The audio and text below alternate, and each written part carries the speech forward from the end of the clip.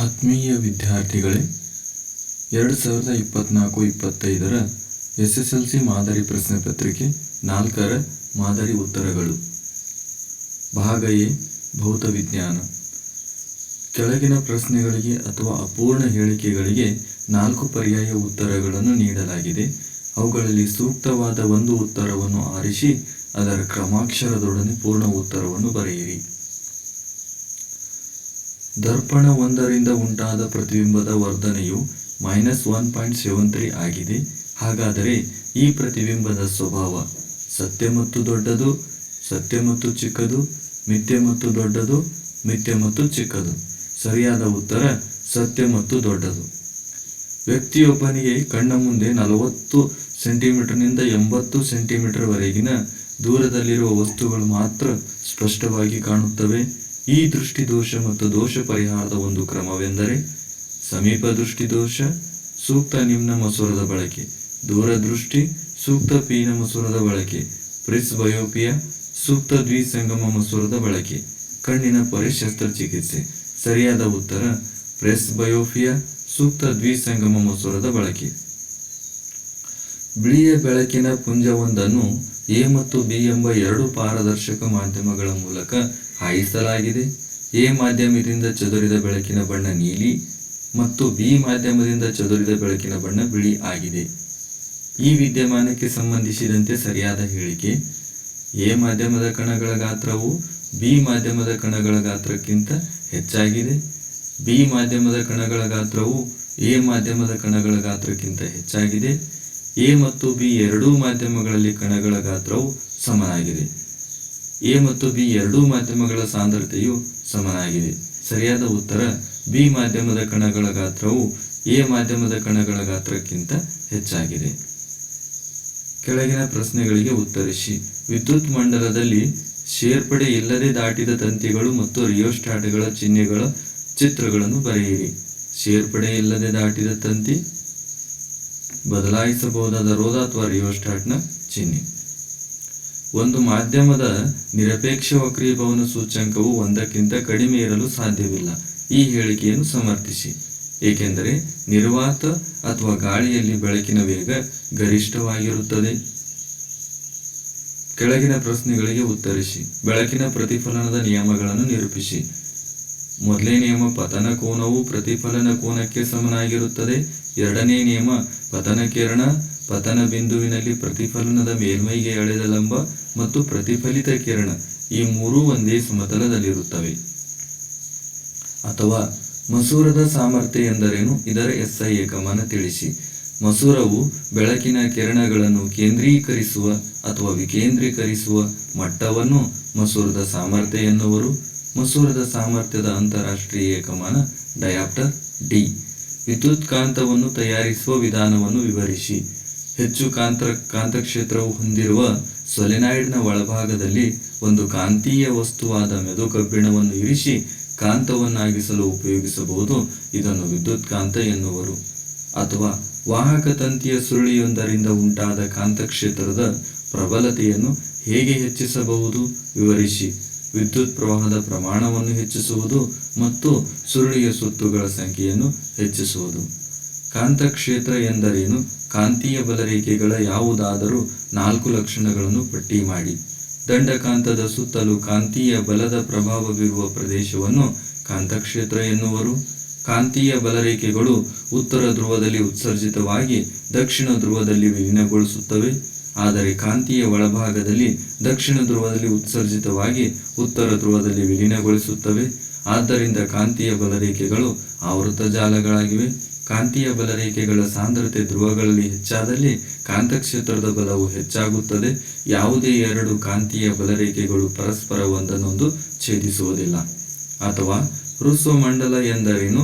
ಹೃಸ್ವಮಂಡಲದಿಂದ ಸಂಭವಿಸಬಹುದಾದ ತೊಂದರೆಗಳನ್ನು ತಡೆಗಟ್ಟಲು ಅನುಸರಿಸಬಹುದಾದ ಯಾವುದಾದರೂ 2 ಕ್ರಮಗಳನ್ನು ಬರೆಯಿರಿ. ಸಜೀವ ತಂತಿ ಮತ್ತು ತಟಸ್ಥ ತಂತಿಗಳು ಎರಡೂ ನೇರ ಸಂಪರ್ಕಕ್ಕೆ ಬಂದಾಗ ಓವರ್ಲೋಡ್ ಉಂಟಾಗುತ್ತದೆ. ಓವರ್ಲೋಡ್ ಉಂಟಾದ ಸನ್ನಿವೇಶದಲ್ಲಿ ತಕ್ಷಣ ವಿದ್ಯುತ್ ಪ್ರವಾಹ ಹೆಚ್ಚಾದರೆ ಅದನ್ನು ಹೃಸ್ವಮಂಡಲ ಎನ್ನುವರು.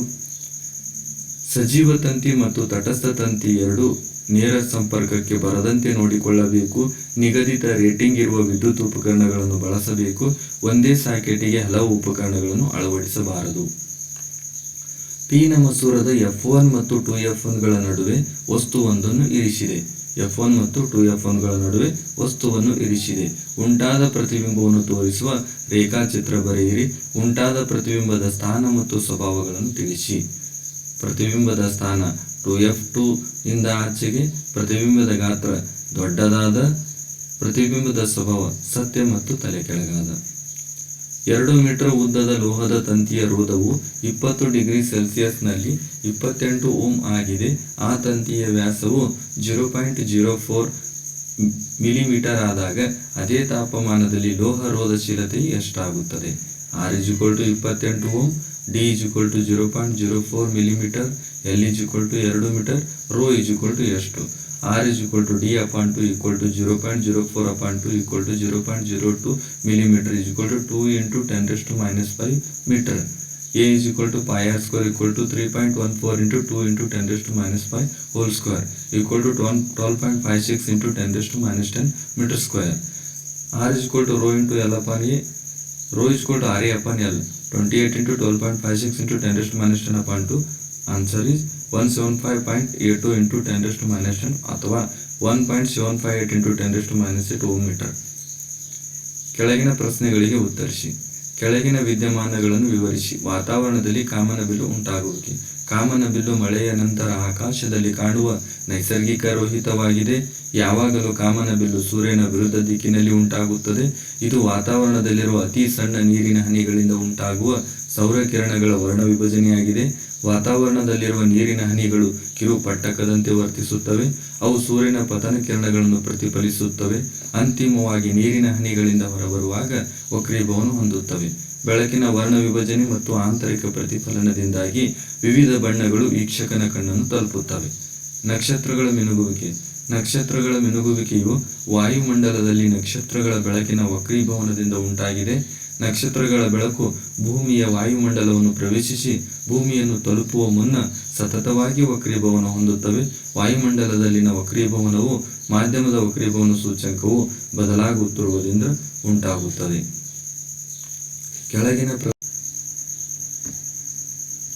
ಕೆಳಗಿನ ಪ್ರಶ್ನೆಗಳಿಗೆ ಉತ್ತರಿಸಿ. ಒಂದು ವಿದ್ಯುತ್ ಮಂಡಲದಲ್ಲಿ ರೋಧಕಗಳನ್ನು ಸರಣಿಯಲ್ಲಿ ಸಂಪರ್ಕಗೊಳಿಸುವುದಕ್ಕಿಂತಲೂ ಸಮಾಂತರವಾಗಿ ಸಂಪರ್ಕಗೊಳಿಸುವುದು ಉತ್ತಮ. ಏಕೆ ವಿವರಿಸಿ. ವಿದ್ಯುತ್ ಪ್ರವಾಹವನ್ನು ವಿಭಜಿಸುತ್ತದೆ. ಒಟ್ಟು ರೋಧವನ್ನು ಕಡಿಮೆ ಮಾಡಬಹುದು. ವಿಭಿನ್ನ ವಿದ್ಯುತ್ ಪ್ರವಾಹದ ಅಗತ್ಯವಿದ್ದಾಗ ಇದು ಸಹಾಯಕವಾಗಿದೆ. ಈ ಜೋಡಣೆಯಲ್ಲಿ ಒಂದು ಉಪಕರಣ ಹಾಳಾದರೆ ಉಳಿದವುಗಳು ಕಾರ್ಯನಿರ್ವಹಿಸುತ್ತಿರುತ್ತವೆ. ಜೌಲನ ಉಷ್ಣೋತ್ಪಾದನಾ ನಿಯಮವನ್ನು ನಿರೂಪಿಸಿ. ಈ ನಿಯಮದ ಆಧಾರದ ಮೇಲೆ ವಿದ್ಯುತ್ ಬಲ್ಬ್ ಹೇಗೆ ಕಾರ್ಯನಿರ್ವಹಿಸುತ್ತದೆ ಎಂಬುದನ್ನು ವಿವರಿಸಿ. ರೋಧಕದಲ್ಲಿ ಉತ್ಪತ್ತಿಯಾದ ಉಷ್ಣವು ಕೊಟ್ಟಿರುವ ರೋಧದಲ್ಲಿ ಪ್ರವಹಿಸುತ್ತಿರುವ ವಿದ್ಯುತ್ ಪ್ರವಾಹದ ವರ್ಗಕ್ಕೆ ನೇರಾನುಪಾತದಲ್ಲಿರುತ್ತದೆ. ಕೊಟ್ಟಿರುವ ವಿದ್ಯುತ್ ಪ್ರವಾಹಕ್ಕೆ ರೋಧವು ನೇರಾನುಪಾತದಲ್ಲಿರುತ್ತದೆ. ರೋಧಕಗಳ ಮೂಲಕ ಹರಿಯುವ ವಿದ್ಯುತ್ ಪ್ರವಾಹದ ಕಾಲಕ್ಕೆ ನೇರಾನುಪಾತದಲ್ಲಿರುತ್ತದೆ. H I² RT. ವಿದ್ಯುತ್ ಬಲ್ಬ್ನ ಕಾರ್ಯನಿರ್ವಹಣೆ. ವಿದ್ಯುತ್ ಬಲ್ಬ್ನಲ್ಲಿ ಪ್ರಬಲವಾದ ಹಾಗೂ ಹೆಚ್ಚಿನ ದ್ರವಣ ಬಿಂದು ಹೊಂದಿರುವ ಲೋಹವಾದ ಟಂಗ್ಸ್ಟನ್ ಬಳಸುತ್ತಾರೆ. ತಂತಿಯ ದೀರ್ಘಕಾಲ ಬಾಳಿಕೆಗಾಗಿ ಬಲ್ಬ್ನೊಳಗೆ ನೈಟ್ರೋಜನ್ ಮತ್ತು ಆರ್ಗಾನ್ ಅಂತ ಕಡಿಮೆ ಕ್ರಿಯಾಶೀಲ ಅನಿಲ ತುಂಬಿರುತ್ತಾರೆ. ತಂತಿಯು ಬಳಸಿಕೊಂಡು ಗರಿಷ್ಠ ಶಕ್ತಿಯು ಶಾಖದ ರೂಪದಲ್ಲಿ ಕಂಡುಬರುತ್ತದೆ. ಆದರೆ ಅದರ ಸ್ವಲ್ಪ ಭಾಗವು ಬೆಳಕಿನ ರೂಪದಲ್ಲಿ ಹೊರಹೊಮ್ಮುತ್ತದೆ. ಭಾಗ ಬಿ, ರಸಾಯನ ವಿಜ್ಞಾನ. ಕೆಳಗಿನ ಪ್ರಶ್ನೆಗಳಿಗೆ ಅಥವಾ ಅಪೂರ್ಣ ಹೇಳಿಕೆಗಳಿಗೆ 4 ಪರ್ಯಾಯ ಉತ್ತರಗಳನ್ನು ನೀಡಲಾಗಿದೆ. ಅವುಗಳಲ್ಲಿ ಸೂಕ್ತವಾದ ಒಂದು ಉತ್ತರವನ್ನು ಆರಿಸಿ ಅದರ ಕ್ರಮಾಕ್ಷರದೊಡನೆ ಪೂರ್ಣ ಉತ್ತರವನ್ನು ಬರೆಯಿರಿ. ಇತರೆ ಕಾರ್ಬನ್ ಪರಮಾಣುಗಳೊಂದಿಗೆ ಬಂಧಗಳನ್ನು ಏರ್ಪಡಿಸಿಕೊಂಡು ಬೃಹತ್ ಅಣುವನ್ನು ಕೊಡುವ ಕಾರ್ಬನ್ನ ಗುಣ ಸಮಾಂಗತೆ, ಬಹುರೂಪತೆ, ಕೆಟನೀಕರಣ, ಸಂಕಲನ. ಸರಿಯಾದ ಉತ್ತರ ಕೆಟನೀಕರಣ. ZnO + C is giving rise to Zn + CO. ಈ ರಾಸಾಯನಿಕ ಕ್ರಿಯೆಯಲ್ಲಿ ಉತ್ಕರ್ಷಣೆ ಮತ್ತು ಅಪಕರ್ಷಣೆಗೊಂಡಿರುವ ಪ್ರತಿವರ್ತಕಗಳು ಕ್ರಮವಾಗಿ ZnO ಮತ್ತು C, C ಮತ್ತು ZnO, Zn ಮತ್ತು CO, CO ಮತ್ತು Zn. ಸರಿಯಾದ ಉತ್ತರ C ಮತ್ತು ZnO. ಅಧಿಕ ಪ್ರಮಾಣದ ಸೋಡಿಯಂ ಹೈಡ್ರಾಕ್ಸೈಡ್ ಅನ್ನು ಅದೇ ಪ್ರಮಾಣದ ಪ್ರತ್ಯಾಮ್ಲೀಯ ದ್ರಾವಣದಲ್ಲಿ ವಿಲೀನಗೊಳಿಸಿದಾಗ OH- ಆಯನುಗಳ ಸಾರಥ್ಯ ಹೆಚ್ಚಾಗುತ್ತದೆ. H3O+ ಆಯನುಗಳ ಸಾರಥ್ಯವು ಹೆಚ್ಚಾಗುತ್ತದೆ. ದ್ರಾವಣದ pH ಮೌಲ್ಯ ಸಾರಥ್ಯ ಕಡಿಮೆಯಾಗುತ್ತದೆ. OH- ಆಯನುಗಳ ಸಾರಥ್ಯವು ಕಡಿಮೆಯಾಗುತ್ತದೆ. ಸರಿಯಾದ ಉತ್ತರ OH- ಆಯನುಗಳ ಸಾರಥ್ಯವು ಹೆಚ್ಚಾಗುತ್ತದೆ. ಕಮಟುವಿಕೆಯನ್ನು ತಡೆಗಟ್ಟುವ ಯಾವುದಾದರೂ 2 ವಿಧಾನಗಳನ್ನು ತಿಳಿಸಿ. ಕಮಟುವಿಕೆ ತಡೆಗಟ್ಟಲು ಪ್ರತಿ ಉತ್ಕರ್ಷಕಗಳನ್ನು ಬೆರೆಸುತ್ತಾರೆ. ಆಹಾರ ಪದಾರ್ಥಗಳನ್ನು ಗಾಳಿ ಪ್ರವೇಶಿಸಿದ ಸಂಗ್ರಾಹಕಗಳಲ್ಲಿ ಶೇಖರಿಸುವುದು.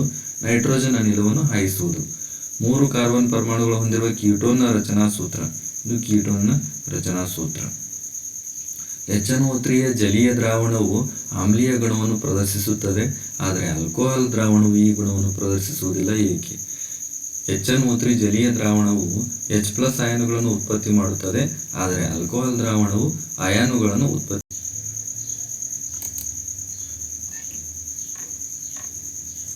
HNO3ಯ ಜಲೀಯ ದ್ರಾವಣವು ಆಮ್ಲೀಯ ಗುಣವನ್ನು ಪ್ರದರ್ಶಿಸುತ್ತದೆ, ಆದರೆ ಆಲ್ಕೋಹಾಲ್ನ ದ್ರಾವಣವು ಈ ಗುಣವನ್ನು ಪ್ರದರ್ಶಿಸುವುದಿಲ್ಲ. ಏಕೆಂದರೆ HNO3ಯ ಜಲೀಯ ದ್ರಾವಣವು H+ ಅಯಾನುಗಳನ್ನು ಉತ್ಪತ್ತಿ ಮಾಡುತ್ತದೆ, ಆದರೆ ಆಲ್ಕೋಹಾಲ್ ದ್ರಾವಣವು H+ ಅಯಾನುಗಳನ್ನು ಉತ್ಪತ್ತಿ ಮಾಡುವುದಿಲ್ಲ. ಕೆಳಗಿನ ಪ್ರಶ್ನೆಗಳಿಗೆ ಉತ್ತರಿಸಿ. ಕೆಳಗಿನ ರಾಸಾಯನಿಕ ಕ್ರಿಯೆ ಸಮೀಕರಣವನ್ನು ಗಮನಿಸಿ ಹೇಳಿರುವ ಪ್ರಶ್ನೆಗಳಿಗೆ ಉತ್ತರಿಸಿ. ಅಯೋಡಿನ್ ಟಿಂಕ್ಚರ್ ಬಳಸುವ ಹೈಡ್ರೋಕಾರ್ಬನ್ನ ಸಂಯುಕ್ತ ಬಿಸಿಯಾದ ಸಾರಯುಕ್ತ H2SO4 A + H2O. A nickel H2B. A ಮತ್ತು B ಉತ್ಪನ್ನಗಳನ್ನು ಹೆಸರಿಸಿ. A ಮತ್ತು B ಉತ್ಪನ್ನಗಳಲ್ಲಿ ಪರ್ಯಾಪ್ತ ಮತ್ತು ಅಪರ್ಯಾಪ್ತ ಉತ್ಪನ್ನಗಳನ್ನು ಗುರುತಿಸಿ. Ethene ಅಪರ್ಯಾಪ್ತ C2H4. B ಈಥೀನ್ ಪರ್ಯಾಪ್ತ C2H6. ಕೆಳಗಿನ ಕ್ರಿಯೆಗಳಿಗೆ ಸರಿದೂಗಿಸಿದ ರಾಸಾಯನಿಕ ಸಮೀಕರಣವನ್ನು ಬರೆಯಿರಿ ಮತ್ತು ಈ ಕ್ರಿಯೆಯ ವಿಧವನ್ನು ಗುರುತಿಸಿ. ಸೀಸದ nitrate plus potassium iodide plus potassium nitrate PbNO3 twice plus 2Ki is giving rise to PbI2 plus 2KNO3 ದ್ವಿಸ್ಥಾನಪಲ್ಲಟ ಕ್ರಿಯೆ. ಬೇಕಿಂಗ್ ಸೋಡಾದ ಕೆಳಗಿನ ಉಪಯೋಗಗಳಿಗೆ ಕಾರಣಗಳನ್ನು ಕೊಡಿ. ಆಮ್ಲಶಾಮಕಗಳಲ್ಲಿ ಒಂದು ಘಟಕವಾಗಿ ಬಳಸುತ್ತಾರೆ, ಏಕೆಂದರೆ ಪ್ರತ್ಯಾಮ್ಲವಾಗಿದ್ದು ಜಠರದಲ್ಲಿನ ಹೆಚ್ಚುವರಿ ಆಮ್ಲವನ್ನು ತಟಸ್ಥಗೊಳಿಸುತ್ತದೆ. ಬೇಕರಿಗಳಲ್ಲಿ ಬೇಕಿಂಗ್ ಪುಡಿಯಾಗಿ ಬಳಸುತ್ತಾರೆ, ಏಕೆಂದರೆ ಬ್ರೆಡ್ ಅಥವಾ ಕೇಕ್ ಅನ್ನು ಉಬ್ಬಿಸಿ ಮೃದು ಮತ್ತು ರಂಧ್ರಯುಕ್ತಗೊಳಿಸುತ್ತದೆ. ಲೋಹದ ಮೇಲೆ ಹಬೆಯ ವರ್ತನೆಯನ್ನು ಉಪಯೋಗಿಸುವ ಉಪಕರಣ ಜೋಡಣೆ ಚಿತ್ರ ಬರೆಯಿರಿ. ನಿರ್ಗಮನಾಳ ಮತ್ತು ಹೈಡ್ರೋಜನ್ ಅನಿಲ ಭಾಗಗಳನ್ನು ಗುರುತಿಸಿ. ನಿರ್ಗಮನಾಳ, ಹೈಡ್ರೋಜನ್ ಅನಿಲ. ಆಮ್ಲವನ್ನು ಸಾರಯುಕ್ತಗೊಳಿಸುವಾಗ ಆಮ್ಲಕ್ಕೆ ನೀರನ್ನು ಸೇರಿಸಬಾರದು, ಆದರೆ ಆಮ್ಲವನ್ನು ನೀರಿಗೆ ಸೇರಿಸಬೇಕು. ಏಕೆ ವಿವರಿಸಿ. ಏಕೆಂದರೆ ಇದು ಬಹಿರುಷ್ಣಕ ಕ್ರಿಯೆಯಾಗಿದೆ. ಉತ್ಪತ್ತಿಯಾಗುವ ಉಷ್ಣವು ಮಿಶ್ರಣ ಹೊರಸಿಡಿಯುವಂತೆ ಮಾಡಬಹುದು. ಸುಟ್ಟ ಗಾಯಗಳು ಉಂಟಾಗಬಹುದು. ಅತಿಯಾದ ಬಿಸಿ ಆಗುವಿಕೆಯಿಂದ ಗಾಜಿನ ಸಂಗ್ರಾಹಕವು ಒಡೆಯಬಹುದು. 1 ಮೋಲಾರ್ ಹೈಡ್ರೋಕ್ಲೋರಿಕ್ ಆಮ್ಲ ಮತ್ತು ಅಸಿಟಿಕ್ ಆಮ್ಲಗಳಲ್ಲಿ ಯಾವ ಆಮ್ಲವು ಪ್ರಬಲ ಆಮ್ಲವಾಗಿದೆ ಮತ್ತು ಯಾವ ಆಮ್ಲವು ದುರ್ಬಲ ಆಮ್ಲವಾಗಿದೆ? ನಿಮ್ಮ ಉತ್ತರಕ್ಕೆ ಕಾರಣ ಕೊಡಿ. ಹೈಡ್ರೋಕ್ಲೋರಿಕ್ ಆಮ್ಲ ಪ್ರಬಲ ಆಮ್ಲವಾಗಿದೆ, ಏಕೆಂದರೆ ಹೆಚ್ಚು H+ ಅಯಾನುಗಳನ್ನು ಉತ್ಪತ್ತಿ ಮಾಡುತ್ತದೆ. ಅಸಿಟಿಕ್ ಆಮ್ಲ ದುರ್ಬಲ ಆಮ್ಲವಾಗಿದೆ, ಏಕೆಂದರೆ ಕಡಿಮೆ H+ ಅಯಾನುಗಳನ್ನು ಉತ್ಪತ್ತಿ ಮಾಡುತ್ತದೆ.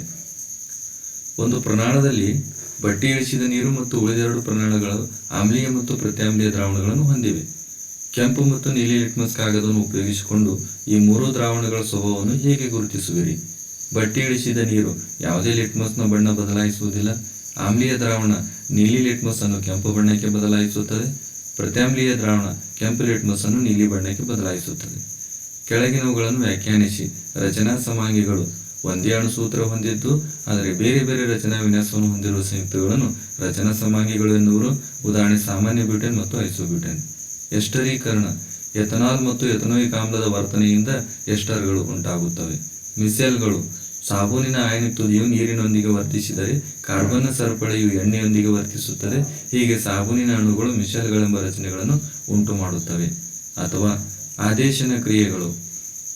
ಸೂರ್ಯನ ಬೆಳಕಿನ ಸಮ್ಮುಖದಲ್ಲಿ ಹೈಡ್ರೋಕಾರ್ಬನ್ಗಳಿಗೆ ಕ್ಲೋರಿನ್ ಅನ್ನು ಸೇರಿಸಲಾಗುತ್ತದೆ. ಕ್ಲೋರಿನ್ ಹೈಡ್ರೋಜನ್ ಪರಮಾಣುಗಳನ್ನು ಒಂದೊಂದಾಗಿ ಸ್ಥಾನಪಲ್ಲಟಗೊಳಿಸುವ ಕ್ರಿಯೆಗೆ ಆದೇಶನ ಕ್ರಿಯೆ ಎನ್ನುವರು. ಅತ್ಯಂತ ಸರಳ ಹೈಡ್ರೋಕಾರ್ಬನ್ ಅನ್ನು ಹೆಸರಿಸಿ. ಅತ್ಯಂತ ಸರಳ ಹೈಡ್ರೋಕಾರ್ಬನ್ ಮೀಥೇನ್. ಉತ್ಕರ್ಷಣಕಾರಿಗಳು ಎಂದರೇನು? ಉತ್ಕರ್ಷಣಕಾರಿಗಳು ಉತ್ಕರ್ಷಣ ಕ್ರಿಯೆಯಲ್ಲಿ ಆಕ್ಸಿಜನ್ ಅನ್ನು ಸೇರಿಸುವ ವಸ್ತುಗಳಿಗೆ ಉತ್ಕರ್ಷಣಕಾರಗಳು ಎನ್ನುವರು. ಉದಾಹರಣೆ KMnO4 ಮತ್ತು K2Cr2O7. ಅತ್ಯಂತ ಸರಳ ಹೈಡ್ರೋಕಾರ್ಬನ್ ಮೀಥೇನ್ ಸೂತ್ರ CH4.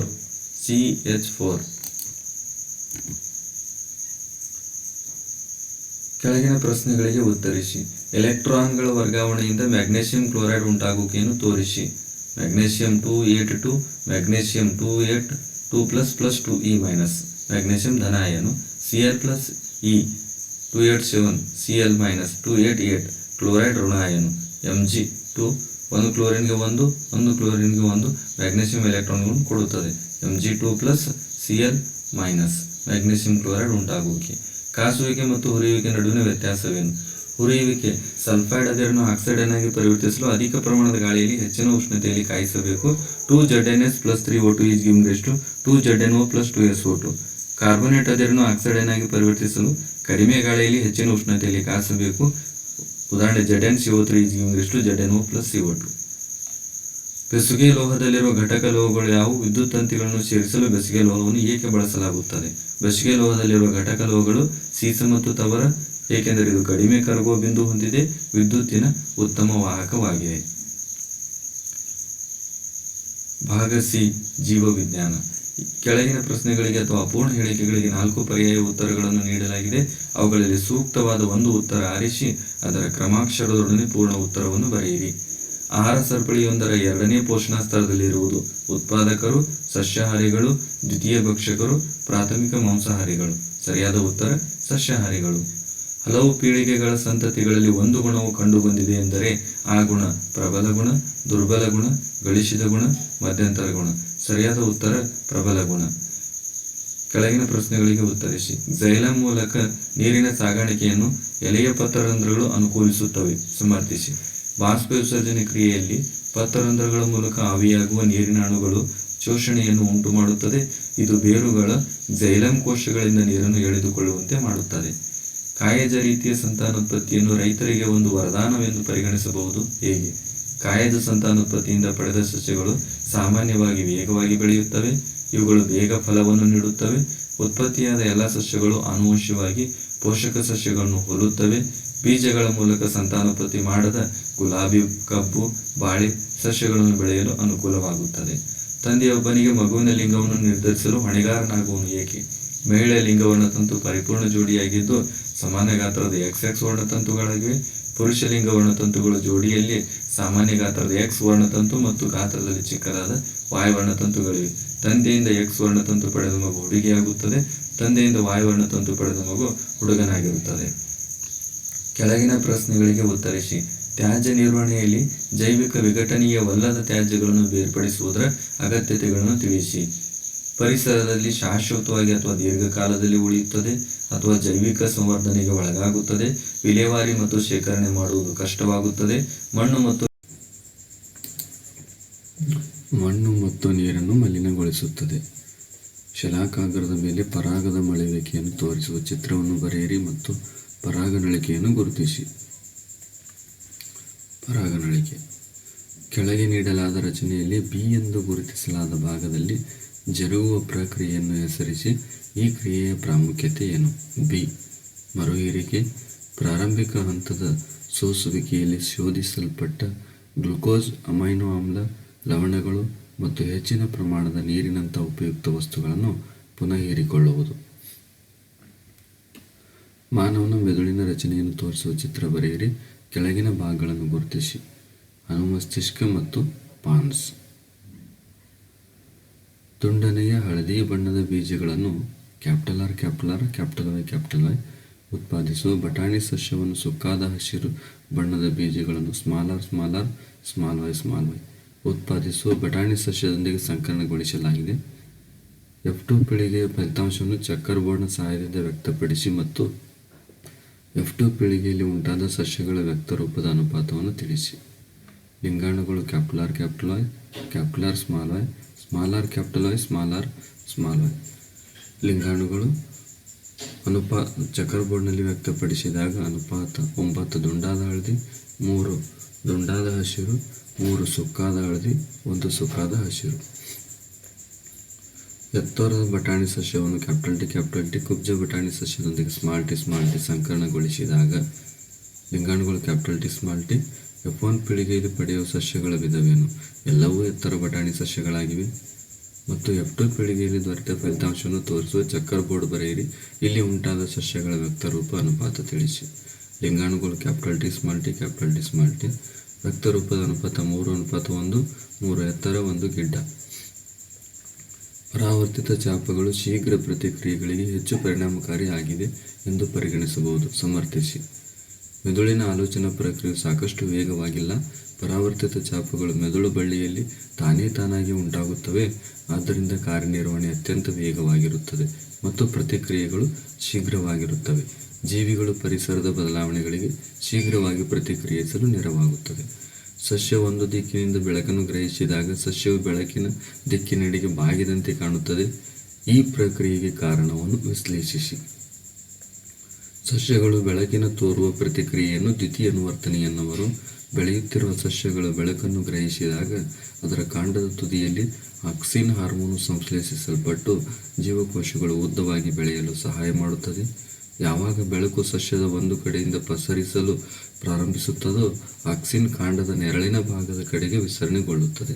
ಆಕ್ಸಿನ್ ಈ ಸಾಂದ್ರತೆಯು ಬೆಳಕಿನಿಂದ ದೂರವಿರುವ ಕಾಂಡದ ಭಾಗದಲ್ಲಿರುವ ಜೀವಕೋಶಗಳನ್ನು ಉದ್ದವಾಗಿ ಬೆಳೆಯಲು ಪ್ರಚೋದಿಸುತ್ತದೆ.